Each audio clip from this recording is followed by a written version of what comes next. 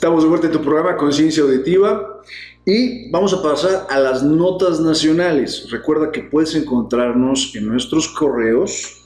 Me puedes escribir a barra-carlos@hotmail.com. Cuando se refiere a correos del doctor Barra, por favor enviar medidas, fotografías actualizadas, máximo 2 semanas, y copia notarizada de las básculas. Luego ha habido muchos engaños en eso. Y quiero que sepan que soy heterosexual y no me gusta la zoofilia. Ya déjenme de enviar ese pinche burro que me envían.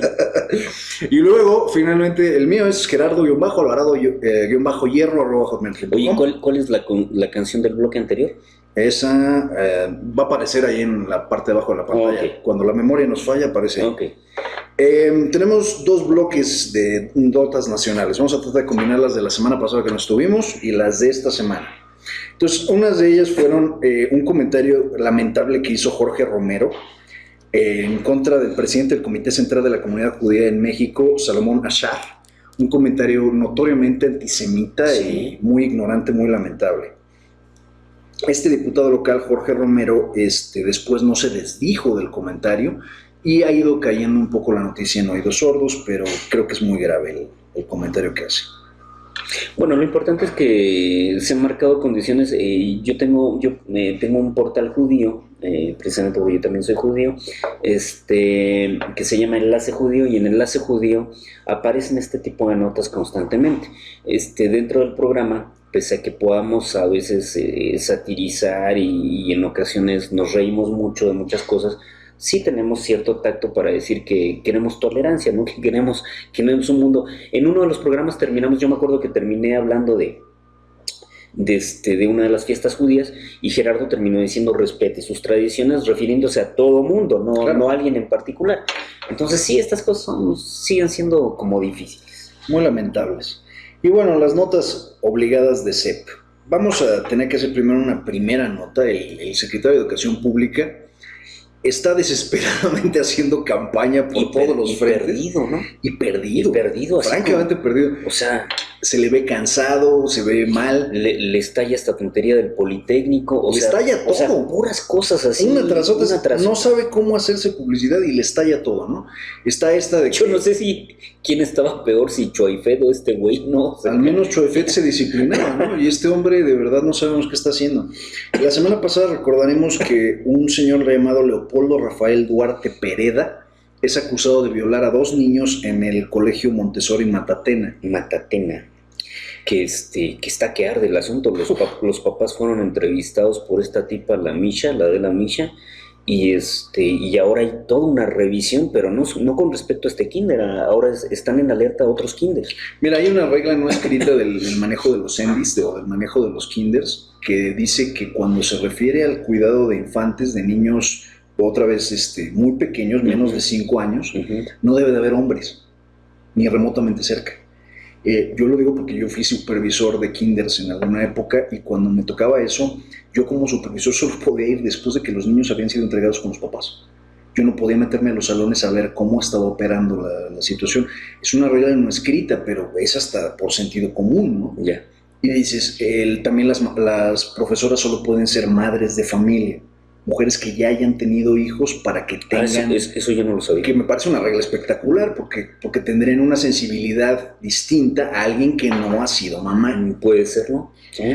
Y hay varias reglas así, pero otra vez son reglas no escritas.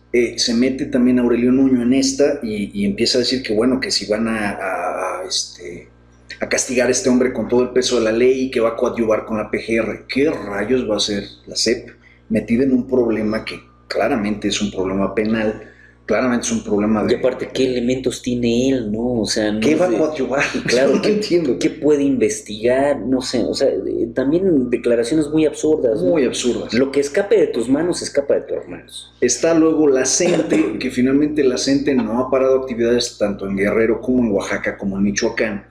Y de las actividades que ellos están haciendo, pues nada más están las amenazas de un lado y del otro. La SEP, por parte de Nuño, que dice que le van a descontar a los profesores paristas. Sí.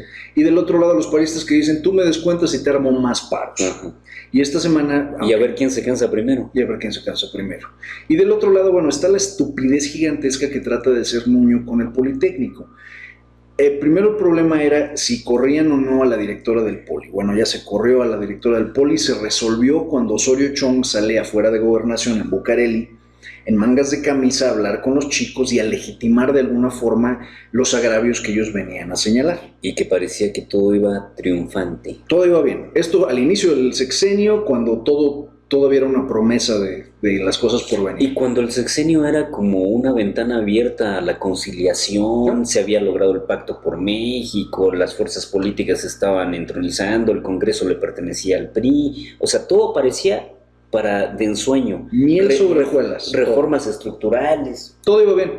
Un mes más tarde se da el caso Ayotzinapa, un mes más tarde aparece Tlatlaya, un mes más tarde aparece todo lo demás, la Casa Blanca. Siguen las cuestiones de las torturas, los asesinatos a migrantes, nos enteramos la corrupción. Del estado de excepción que habían intentado ejecutar sobre Michoacán a través de Castillo. Sí, cómo no. Que Castillo hace unas cosas absolutamente estúpidas. Pero en ese momento la gente del Poli se apaciguó. Llegaron a un acuerdo, recordemos que estas mesas fueron televisadas, 7 mesas de debate, claro. Se optó por un nuevo director del Politécnico y Nuño, a 8 meses, un año de haber ocupado la Secretaría de Educación Pública, se le ocurre la brillante idea de que ahora el Politécnico Nacional va a caer bajo la supervisión directa del secretario de Educación Pública, que sus presupuestos van a ser revisados, que sus planes, programas de estudios van a ser revisados, y el temor de los politécnicos, nada mal justificado, es que las carreras técnicas, que las carreras como tal, las ingenierías, terminen convirtiéndose en carreras técnicas, que era el plan de la SEP desde hace años. Si ese es el caso, de meritar los estudios dentro del Politécnico, esa era la psicosis. Nada más que ahora entramos en un polémico momento en el que Nuño queda de ir a una determinada hora a una cita con los politécnicos, no va, les pide después que vayan a la Secretaría de Educación Pública a que acuerden con él, ellos dicen, no vamos. Y ahora ellos le abren la puerta y dicen, ven tal día, tal hora, aquí a negociar con nosotros, el señor no se puede dignar a hacerlo porque es un idiota. Y finalmente no tenemos un punto de acuerdo ni un punto hacia adelante. No sé si notaste que, bueno, cuando es sustituido Schoeffer por Nuño, como que Nuño llega con una cierta verticalidad, o sea, quiere imponer mano dura, claro, pero no sabe cómo hacerlo tampoco, o sea, hasta para moverse con dureza hay que saber hacerlo. Y el fulano no lo logra y se le diluyó el encargo, ¿no? Ahora, en el caso del Politécnico también hay la amenaza de perder principios de autonomía importante y eso también está ahí como punta de lanza. Imagínate que a la UNAM le dices, porque de ese tamaño es el Poli, o sea, imagínate que le dices a la UNAM que ahora tú decides o tú vetas a los rectores, que ahora tú decides o vetas su presupuesto. No puedes quitarle una autonomía que se ganó con 50 años de historia, con lucha social, y que ahora le pretendes meter la mano, ponerle el pie al desarrollo que tiene el Poli interno, que podemos juzgar que el Poli tiene positivos y negativos. Finalmente las escuelas vocacionales o los CECITES que tienen los politécnicos son un semillero de personas que hacen un bachillerato técnico y que lanzan como técnicos para trabajar. Y que se vuelven en los obreros calificados. Exacto, que también necesitamos. Sí. Pero en un momento dado la idea que fue lo mismo de los CEBETIS, ¿no? Por ahí. Exactamente, pero la idea aquí de la SEP es reducir presupuestos en ese determinado tipo de programas y empezar a aumentarlos en los programas que ellos consideran útiles. La otra estupidez, esta semana publica la SEP que van a dar una beca de 1,000 pesos para que no te quedes fuera de la licenciatura. Entonces, si tú hiciste un examen y no quedaste en la licenciatura, te van a dar una beca de 1,000 pesos para que te metas a una escuela particular. Yo creo que no están tomando en cuenta la lógica. Una escuela particular para licenciatura cuesta 5 o 6 mil pesos mensuales. Pero te voy a dar 1,000 para que no se te haga tan duro el golpe. Sí, pero se está premiando la pendejería. O sea, porque no pasé el examen. Sí, me dan 1,000 pesos. Me van a dar 1,000 pesos. ¿Tú te imaginas? Cada año solo en el Distrito Federal se quedan fuera 57,000 personas. 57 a 65,000. 65,000 personas por 1,000 pesos. ¿Cuántos millones se le voy a dar a esta gente mensualmente en un acto, otra vez, de absoluta demagogia política, de absoluto populismo, que no lleva a nada, absolutamente nada? Y ahí la reacción en contra debería venir de los que pasaron el examen, entonces a mí denme 2,000, ¿no? Exacto. Si yo sí pasé el examen, dámelo a mí para que yo estudie. Es absurdo. Nuño, de verdad le auguro seguir cometiendo errores absolutamente idiotas. Yo no creo que vaya a resolver esto del poli rápido, pero si la historia en México... Ni tampoco está ya en la carrera presidencial. No, ya, O sea, no. ya no Él está en la está carrera muerto. presidencial. Pero yo creo que el problema es que ni él ni Enrique Peña Nieto lo saben. Eso es lo peligroso. Enrique Krause. Sí, ese iba a ser mi comentario. Por favor, no, la entrevista es espectacular, Ok. me agradó. Enrique Krause es el comentario. Sí, lo que pasa es que Enrique Krause es entrevistado en España, si no me equivoco, Sí. y empieza a hacer toda una especie de radiografía sobre no solo lo que es México, sino lo que ha sido el sexenio, ¿no? Advierte que él cree que hay un problema con los posibles caudillismos, el regreso a los caudillismos, concretamente lo acota a López Obrador, ¿no? Y después empieza a decir que Enrique Peña Nieto es un joven viejo. Es decir, lo que está diciendo es que está anquilosado dentro del mismo sistema y que esto tampoco permite finalmente que haya otro tipo de lógicas, ¿no? Entonces la entrevista es demoledora. Yo no esperaba que la hiciera Krause porque Krause... Es muy del partido. Claro, en cierta medida es muy sistémico, ¿no? Entonces las cosas estuvieron bien oscuras ahí. Y le pegó con la cubeta a Peña Nieto, ¿no? Y a Fox y Calderón de repasada también. No, finalmente critica que Fox, el mérito que tiene Fox es sacar al PRI de los pinos y que el mérito que tiene Calderón, si así lo podemos llamar, es mantener una estabilidad que había mantenido Fox. Que quiera sacar a Fox del PAN, ¿no? También es cierto. Y que en un momento dado los errores habían sido que Fox no había ocupado su capital político para hacer las reformas que pudo haber hecho. O sea, que realmente de 2000 a 2002 Fox tiene un capital político gigantesco como para hacer lo que quisiera. Pero es que no honestamente Fox llega a la presidencia de la República, pero no sabe qué hacer con la presidencia de la República. O sea, sí se instala ahí y él piensa con este discurso de que el presidencialismo se acabó, de ahí se acaba todo lo demás, claro. ¿no? Pero eso no fue verdad. No, finalmente, mira, yo creo que nos faltaba un estatista, nos faltaba alguien que realmente supiera cómo funcionaba el sistema y que hubiera llegado con estos renovados bríos y capital político. Creo que es lo mismo, es el mismo epicentro de la entrevista de Krause, de esta transición abortada o una transición no bien construida o no bien modificada que termina muriendo. Entonces, es lo mismo, o sea, ese México de la transición democrática nunca acabó de cuajar. Mira, yo veo estuvo disfrazado por el poder, pero en la sociedad civil no acabó de cuajar. Yo veo analógicamente, y esto porque esta es una analogía que he usado en clases, yo veo la presidencia de Vicente Fox como decir, vamos a sacar al abuelo que no sirve de nada en la casa y lo vamos a mandar a vivir a otra casa. Pero lo que hicieron fue, vamos a construir una chocita en el patio para que esté el abuelo. Pero no lo vamos a construir bien, no lo vamos a hacer con planos, no le vamos a poner drenaje, ni agua, ni baño, ni nada. La vamos a dejar ahí como chocita. Entonces a la primera lluvia se cayó la chingada chocita y tuvimos que volver a meter al abuelo. Y la casa, lo único cambio que hicimos en la casa fue, si antes era verde, blanco y rojo, la pintamos de azul, pero el azul se empezó a diluir muy rápidamente y los colores verdaderos empezaron a salir. O sea, creo que al final el problema de estos sexenios de Fox, de Calderón, de Enrique Peña Nieto, es que seguimos en esta dimensión de empoderar personajes unidimensionales, personajes que no están a la altura de ser un presidente de la República. No lo están. No son estatistas, no son gente brillante, no son gente que destaque por su capacidad de hacer acuerdos, no son gente que respete la historia del propio país que están gobernando. Porque una persona brillante se detendría y diría, cuidado con esto del poli, porque así empezó 1968. O empezaron otras cosas también. Peores cosas, ¿no? El 2 de octubre empezó por agravios que no fueron reconocidos, por problemas que el propio gobierno hizo más grandes. Por la carencia de oportunidades sociales. Tenemos un caldo de cultivo en este momento de la trifecta perfecta. Tenemos inseguridad, tenemos franca violencia y tenemos corrupción. Y esa trifecta, lo que Enrique Krause llamó los 4 jinetes del apocalipsis, están rondando México. Ahora, con lo que tú dices de la violencia, de repente muchas de las noticias ahora se ocultan, sí. Pero han habido N cantidad de gente asesinada en los últimos meses y ha ido creciendo en México. Sí. De hecho, es curioso porque teníamos una nota que era que 1 de cada 5 víctimas en conflictos armados en el mundo murió en México. Ahora están señalando que en partes como como Acapulco, de repente cada 48 horas están asesinando a alguien, o sea, las cosas Nayarit está espantoso claro, igual. claro, las cosas están complicadas, o sea, realmente. Pero otra vez, no creamos espacios para que la gente se desarrolle, no hay espacios de trabajo.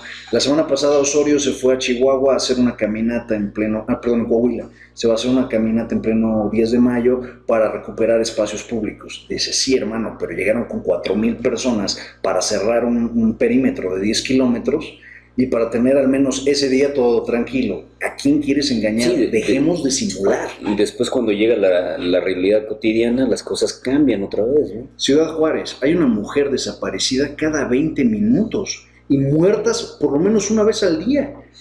Y esto es algo que se arrastra hace 25 años. Y asqueroso porque nunca se ha solucionado. Nunca. O sea, las líneas de investigación no han servido de nada. Porque tampoco nos interesa. Esta semana la PGR presentó otra línea de investigación respecto del caso de Ayotzinapa, que son videos, pero que son videos que no habían podido procesar porque no tenían el software para procesar los videos.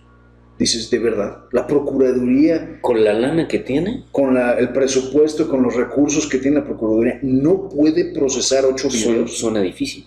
Es esta, pero otra vez, yo creo que es un modelo educativo, es esta lógica que tenemos de hacer el show, de que todo se vea.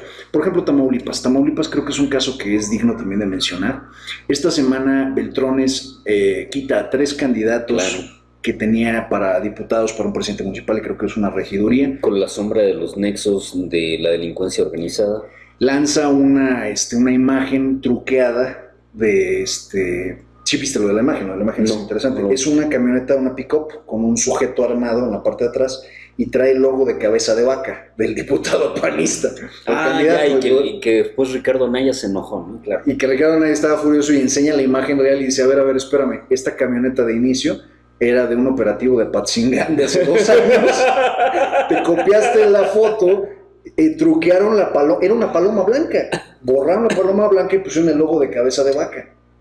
Entonces, estos priistas que quitaron, los quitan porque van al evento del candidato a gobernador del PAN. Y entonces están furioso el PRI, los elimina y dice que hay nexos del narco con estas personas. Estas personas furiosas contestan y dicen, sí, demuéstramelo. Si me estás quitando de la lista nominal, dime en dónde fue que está mi pecado. Y el PRI pues acabó mordiendo la lengua, ya no hay cómo responder, es la misma mierda de siempre. Y otra vez, nuevos problemas de credibilidad, ¿no? Esta estructura de partidos, hay que reconocerlo, no nos está sirviendo. No. Es una estructura que ya tiene demasiada podredumbre hacia adentro. Los partidos ya no tienen ningún interés en promover el voto, los partidos tienen interés en ganar votos. Pero al mismo tiempo los partidos no tienen frenos reales para lo que realmente están buscando. Habíamos comentado aquí alguna ocasión, o sea, si realmente quisieras castigar un castigo de un partido, no lo castigues con dinero, castígalo con votos. Porque suena Lorenzo Córdoba patético. Quítale el registro. Sí, suena Lorenzo Córdoba patético 2 veces a la semana diciendo, es que solo 1 de cada 20 candidatos ha publicado su 3 de 3. Claro. Pero además solo 2 de cada 10 candidatos han publicado cómo han estado sus gastos de campaña. Y dices, ¿de verdad, hijo de puta torero? Si eres la autoridad, cabrón. Y no hacen nada. ¡Llámalos! ¿Sabes qué? Te voy a penalizar con 30,000 votos. Seguro que no quieres entregarme tu 3 de 3, seguro que no quieres entregarme tus gastos de campaña. Porque entonces empezaron a jugar. ¿Cuánto había gastado Yunes en Veracruz? Y calculaban que había gastado por lo menos 5 veces lo que tenía de presupuesto el partido para el Estado. O sea, cerca de 800 millones de pesos. Entonces, hay un empuercadero increíble en términos nacionales. Sí. El país está paralizado por las elecciones. Hasta que no se hagan elecciones, los dineros están parados, los programas sociales se desviaron, cuál fue el caso de Veracruz, el caso de Michoacán, y estamos en el limbo. Tenemos problemas reales ahora. Ayer había una promoción dentro de la Cámara que se tome nota sobre si se concluyó o no se concluyó la obra pública, porque los encargos van a ser entregados en septiembre. Entonces finalmente a lo mejor tampoco se cumplió el avance programático de la planeación del Estado, ¿no? Entonces todas las cosas están en incertidumbre, ¿no? Y los problemas se siguen multiplicando por otra vez malas tomas de decisiones. tienes que, por ejemplo, revelaron de dónde venían las gasolinas mexicanas por este caso de las precontingencias. Y nos enteramos que le estamos comprando gasolina a Barbados, a Trinidad y Tobago, a El Salvador y a Nicaragua, además de Estados Unidos. Y dices, ¿de verdad? Nómbrame un producto, yo no puedo pensar en uno, nómbrame un producto que produzca Trinidad y Tobago o El Salvador o Nicaragua. Y aparte que el octanaje sea el de primer mundo, ¿no? Esta fue la explicación de Pemex. Todas las gasolinas son iguales. La diferencia son los aditivos que hacemos para mejorar la calidad de las gasolinas. Los gringos por su lado contestan, los reto, chequen el periódico del New York Times este jueves, y la contestación viene en el New York Times haciendo la crítica que dice, sí, pero la gasolina tiene que tener un refinamiento de tantos puntos. La gasolina que aceptó México, vamos a pensar que tendría que tener 100 puntos de 100 siendo la gasolina bien refinada para después adicionar el octanaje. Aquí nosotros aceptamos gasolinas de inferior refinamiento a grado de recibimos 50 o 60%. Y tratamos de refinar eso con los aditivos que generalmente usaríamos y la vendimos como gasolina buena. Y entonces los aumentos que hubo en contaminación, sobre todo en emisión de diésel o de quema de productos de diésel, fue gigantesco. Y curiosamente, según la brillante política de Mancera, ¿qué vehículos circulan todo el tiempo, incluyendo las precontingencias ambientales de doble hoy no circulan? Todo el pinche transporte público que ocupa diésel. O sea que al final la causa y el efecto de la contaminación ambiental extrema del Valle de México fue mala política al momento de comprar las gasolinas, mala política en su refinamiento, la inhabilidad que tenemos de controlar nuestra propia producción de crudo y al final el no poder limitar el uso de transporte público que contamina. No, y es tanto el problema de contaminación en DF que finalmente hasta Naciones Unidas se ha postulado, ¿no? Ha hecho comentarios sobre este problema. Entonces, las cosas están realmente catastróficas, ¿no? Verdaderamente catastróficas. Y luego el ver jugar al América con el Guadalajara, qué mierda tan asquerosa. Entonces, no hay nada por donde se gratifica. No, y junto con eso el dólar tuvo su jornada más agresiva contra el peso, llegó a estar cotizado en ventanillas del banco a casi 19.05 pesos por dólar, y estás hablando de que la crítica era que en los eventos que ha hecho Peña en los últimos 2 semanas, ha hablado de 2 cosas. Uno, le ha lamido las botas al general Cienfuegos, como lo ha hecho todo este sexenio. Yo no sé y me pregunto de verdad si es el pavor que han tenido nuestros últimos 3 presidentes a un golpe de Estado. No sé qué tan factible o qué tan real sea esa posibilidad. Yo recuerdo mucho en la época de Zedillo y a principios de Fox, la cantidad de retenes militares que había en este país cuando viajabas por carretera. Bueno, yo honestamente no creo que el ejército pudiera tomar el poder en México. Yo creo que tienen con qué. O sea, más en este momento que lo sacaron a las calles. Sí, o sea, bélicamente lo tienen, pero me refiero, ¿cómo podrían gobernar un país? No, eso es imposible. La estructura de partidos y la estructura de poderes lo impedirían, pero... Y el sentido el sentido del propio civilismo, ¿no? Como el civilismo se mueve todavía mejor que el militarismo, ¿no? Dentro de México. Entonces no, o sea, sería el caos, sería la ruina esto. 80 años de gobiernos civiles han impedido que los militares se metan. Lo que yo no entiendo... No tienen la capacidad para gobernar. No, pero ¿cómo tendrán la capacidad para derribar un gobierno. Y dárselo a alguien más, claro, y a lo mejor decir, y aquí tómalo, ¿no? Pero mi pregunta permanece, o sea, en un momento dado es ¿por qué los últimos 3 presidentes han insistido tanto en lamerle las botas a los secretarios de Marina, de Ejército? Bueno, y digo, yo no sé... Yo no encuentro un mérito para estos cabrones, no encuentro uno. No, porque ha sido ineficaz inclusive la famosa guerra que hicieron contra la delincuencia organizada, después se convirtió en algo precisamente peligroso y el ejército perdió credibilidad también. La frase que teníamos para rescatar era de Peña Nieto la semana pasada, dirigiéndose a Vidal Soberón y a Salvador Cienfuegos, que decía: una prueba fehaciente de la integridad y honorabilidad de nuestro ejército es que ante las faltas graves de algunos de sus integrantes, su alto mando ofreció una disculpa pública a la sociedad mexicana. Dices, ¿de verdad? O sea, voy a pensar, Carlos, yo tenemos un hijo, voy a pensar que mi hijo atropelló un cabrón y lo mata. Y digo, pero yo, Gerardo Alvarado, voy a ofrecer y reconozco que mi hijo la cagó. Pero para todo lo demás somos una institución honorable. Entonces, oye, ¿de verdad? ¿Y me la vas a celebrar haber criado ese bodrio que atropelló a una persona? Yo creo que es la misma tesis que empezó a decir cuando dijeron, no, somos más los mexicanos buenos que los malos. El problema es que los malos se han impuesto a los buenos, siendo menos, ¿no? Entonces, esto es igual, o sea, es un paliativo, yo creo que mal pensada la declaración.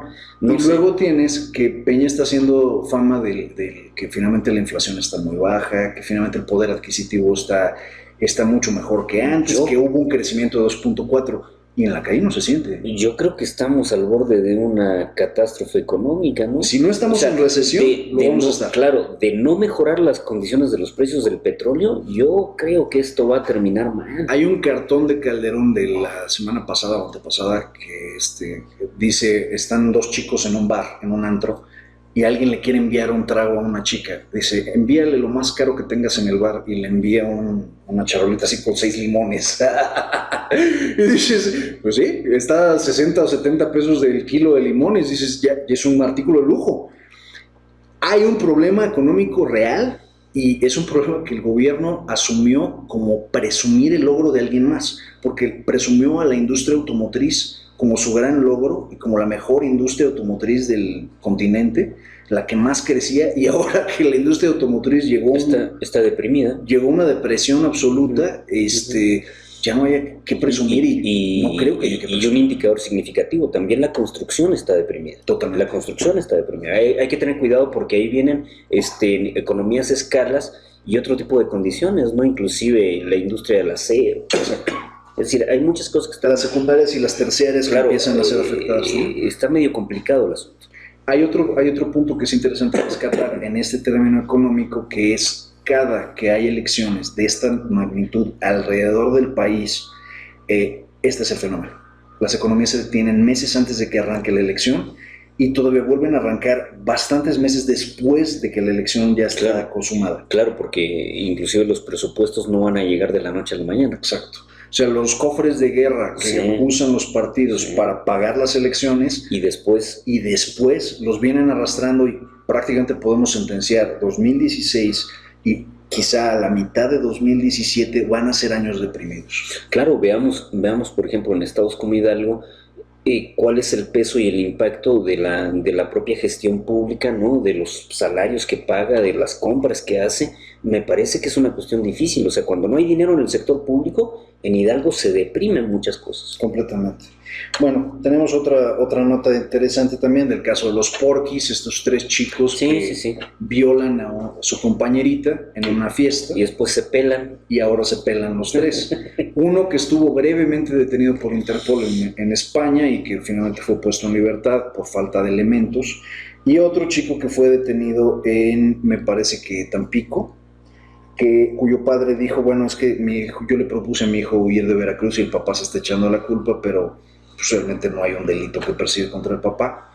El chico va a ser aparentemente el único que va a estar sometido a juicio hasta este punto, y la opinión pública empezó muy fuerte contra ellos y ahora volvimos a la indiferencia, ¿no? De alguna forma. Las cosas se diluyen, ¿no? O sea, Ayotzinapa también se diluyó como foco de atención, ¿no? O sea, si no fuera por este activismo de los papás de estos chicos, a lo mejor ya estuvieran en el olvido. Yo me iría más allá. Si no fuera por los constantes errores, todos los constantes errores yo no sé por qué invitaron al grupo interdisciplinario de expertos independientes para que les pegaran. Es como invitar a un boxeador a que vaya a entrenarte, pero le dejas que se quite los guantes. Es como tener de sparring al pinche Canelo, ¿no? O sea, dices, pues podrá ser un tronco, pero el tipo sabe pegar, ¿no? No lo entiendo.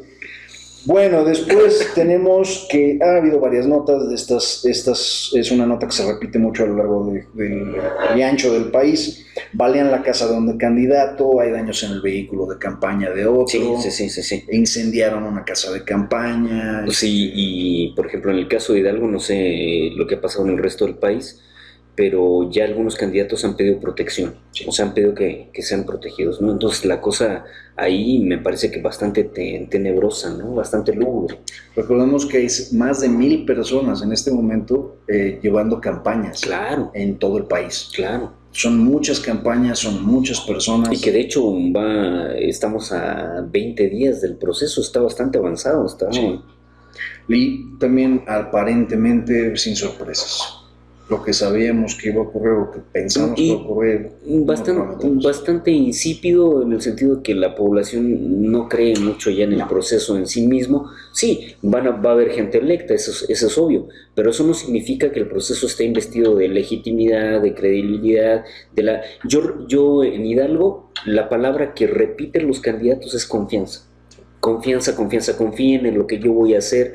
O sea, las cosas están ahí más que negras, ¿no? O sea, la gente no confía, hay una pérdida de esa confianza que alguna vez, si es que alguna vez la hubo, ¿no? Y hay un comentario ahí que decir sobre el internet y los recursos de las redes sociales, ¿no? También. Que finalmente los candidatos antes podían publicar una foto de un lugar al que llegaron y decir hubo 7,000 personas aquí en el evento, y ahora tú publicas esa foto y hay una persona detrás que te dice, no es cierto, yo estaba ahí, había 50. Es fácil subir alguna información. Y esta democratización de la información hace también posible, o más bien le dificulta aún más a la gente que hace política hacer su trabajo o hacer lo que habitualmente hacían, ¿no? Hay un caso del candidato de Omar Fayad, no sé si te llegó la foto de él disfrazado como de Guasón. No.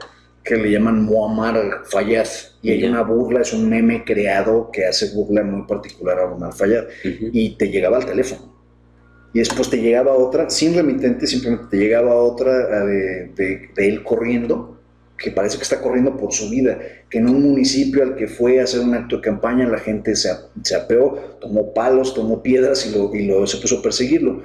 Y su campaña, la gente de su campaña dice que no es cierto, que en realidad el señor estaba trotando con alguien.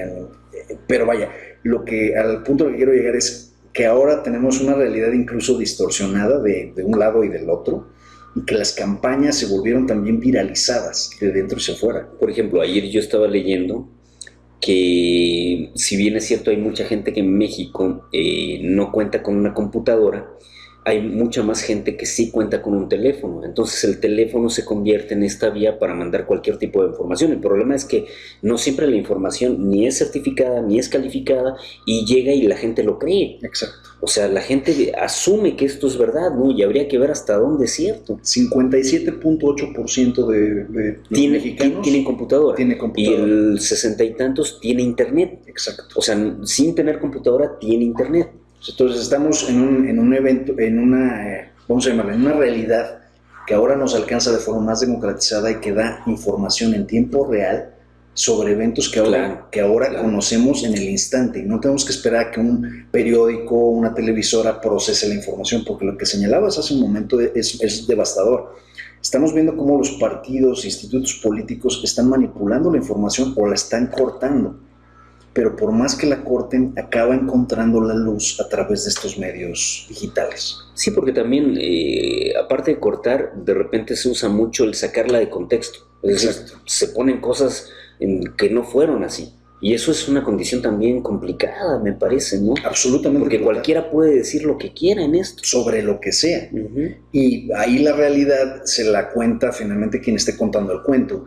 Y quien esté contando el cuento hace parecer cualquier cosa como cualquier otra cosa. Bueno, y hay que decirlo, hoy en la noche, es un sábado, es el sábado 14 de mayo, hoy en la noche hay un debate de los candidatos a la gubernatura, y de antemano es un debate limitado. O sea, yo estaba escuchando a Franco Assad, que es el que hace toda la operación del debate, y por ahí se decía que hay 3 bloques como de 3 minutos. Me parece insuficiente para hablar de una propuesta. 3 minutos me parece muy, muy pequeñito. Pero tienes un candidato... Y es 1 hora solamente. O sea, no son 2 horas, sino que es 1 hora nada más, ¿no?